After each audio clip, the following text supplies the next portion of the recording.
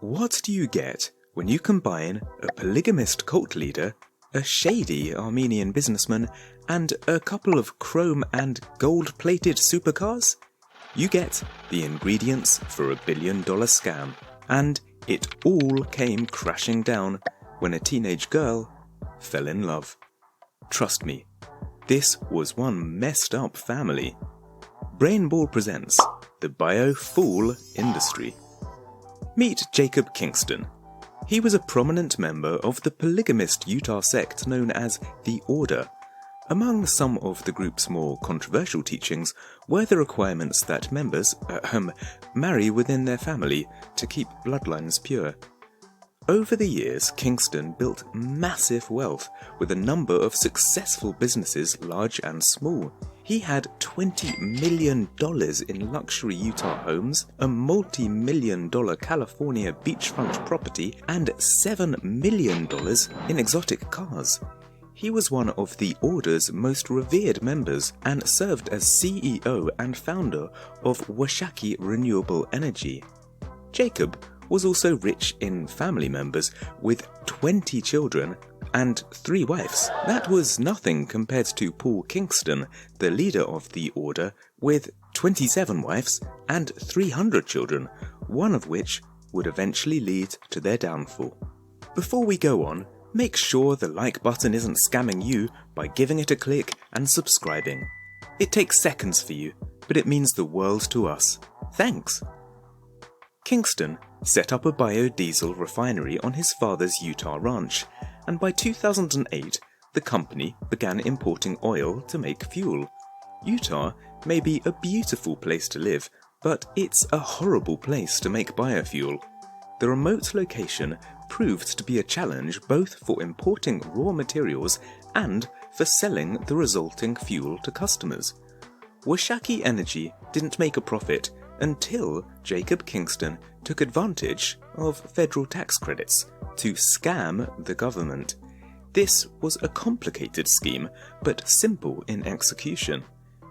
Basically, the company received credits of $2 per gallon for fuel they weren't making, and then even managed to sell the non-existent biofuel. Kingston pulled off the ruse by connecting with other corrupt operators, creating a network of paper trail transactions and ghost fuel deliveries. Together, they earned millions of dollars, while the government was too overburdened to properly oversee the tax credits. Jacob enlisted his brother, mother, and first wife, Sally, to help falsify the books, and over the next 5 years, Washakie Energy collected $41 million in IRS and EPA credits. But this was just the beginning. Once he connected with Lev Dermen, an Armenian immigrant known as the Lion, the money came in faster than they could squander it. After meeting Dermen, Washakie Energy earned $1.1 billion over the next 5 years. That's a revenue increase of almost 4,000% from the creation and exportation of a product that never existed. Now for a bit of useless trivia. Marriages between first cousins in the Order were all performed in Colorado. Why? It's the only US state where the practice is still legal. To launder their funds, Dermen and Kingston bought each other various high-ticket items, from homes to flashy jewellery. Most notable were the chrome and gold-plated supercars gifted to each other before posing for this super cool, totally not cringe picture.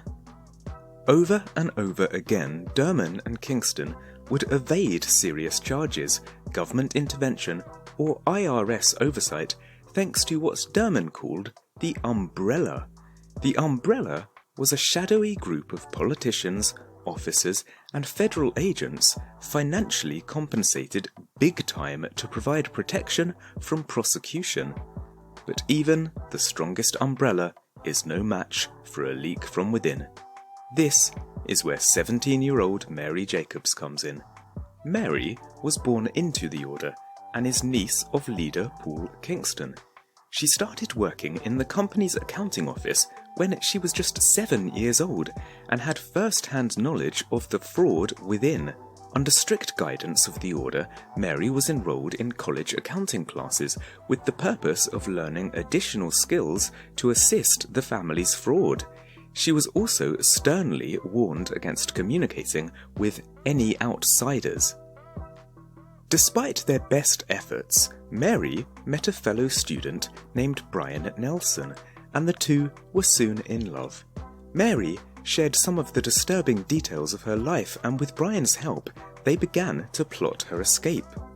When the Order learned Mary was dating an outsider, she was quickly engaged to her first cousin, and a wedding date was set for a few weeks.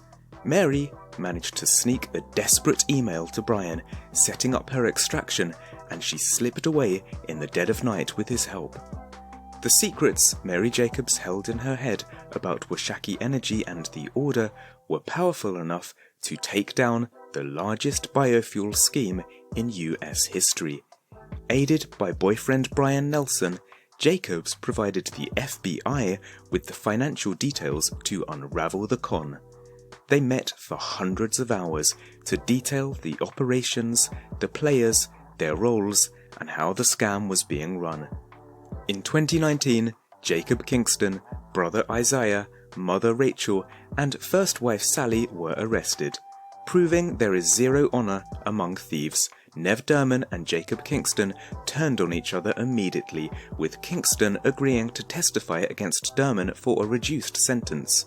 Oh, you'll be glad to know that Brian Nelson and Mary Jacobs are now happily married with children. But not everyone had such a happy ending. Lev Dermen received a 40-year sentence, Jacob Kingston will serve 18 years, and his brother, mother and wife will each serve up to 12 years behind bars. That sounds like a happy ending to me. What do you think? Were the Kingston clan and Lev Dermen properly sentenced for their crimes? Let us know in the comments below. If you enjoyed this story, check out this video about how a silly little cartoon caused one of the biggest mass panics in US history. You don't want to miss this one. It's another unbelievable story from Brainball Learning. Thanks for watching.